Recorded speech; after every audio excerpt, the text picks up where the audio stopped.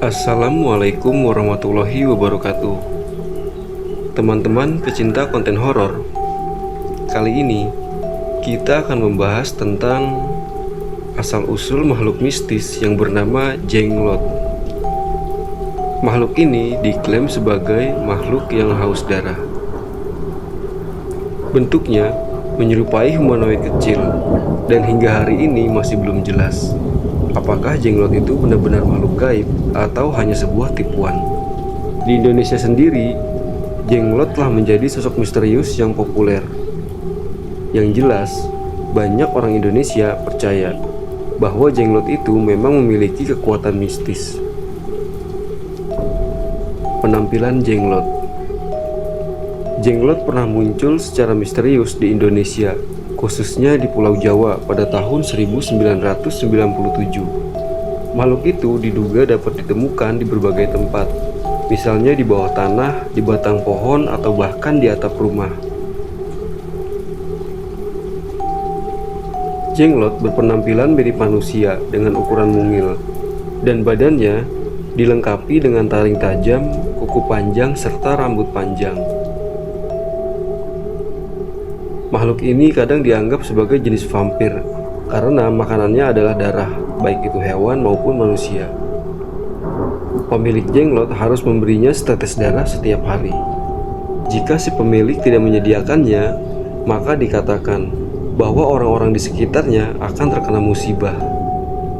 Darah itu tidak seharusnya dimasukkan langsung ke Jenglot, tetapi hanya diletakkan di dekatnya saja. Beberapa juga mengatakan bahwa makhluk itu akan menjadi hidup untuk minum darah ketika tidak ada orang di sekitarnya. Sementara yang lain mengklaim bahwa Jenglot dapat memperoleh nutrisi dari darah tanpa harus bersentuhan dengannya. Asal-usul Jenglot. Beberapa orang percaya bahwa Jenglot itu dulunya adalah seorang manusia. Tradisi menyatakan bahwa makhluk itu adalah seorang petapa atau pertapa yang mempraktikkan sihir dalam upaya untuk memperoleh kehidupan abadi. Ketika orang tersebut meninggal, tubuhnya ditolak oleh bumi sehingga tidak terurai dan kemudian menyusut menjadi Jenglot. Jenglot diduga ditemukan oleh dukun asli setelah pertunjukan beberapa ritual gaib. Yang lain berpendapat bahwa Jenglot adalah makhluk gaib yang dapat ditangkap dan dijinakkan oleh mereka yang memiliki pengetahuan tertentu.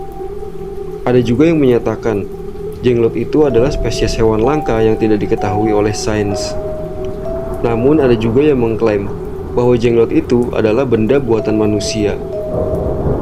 Menurut Syakir Muhammad Azmi, seorang praktisi medis Islam asal Malaysia, Jenglot dapat dibuat dari bahan biasa. Harga benda-benda ini dijual tergantung pada seberapa nyata mereka terlihat, meskipun mereka umumnya tidak mahal. Di sisi lain, benda ini juga dapat dibuat menggunakan janin hewan. Jenglot yang terbuat dari bahan ini diyakini lebih berkhasiat, dan karena itu harganya akan jauh lebih mahal di pasaran. Sebagai buatan manusia, Jenglot dikatakan tidak memiliki kekuatan sendiri. Sebaliknya, melalui ilmu hitamlah makhluk-makhluk ini mendapatkan kekuatan gaib.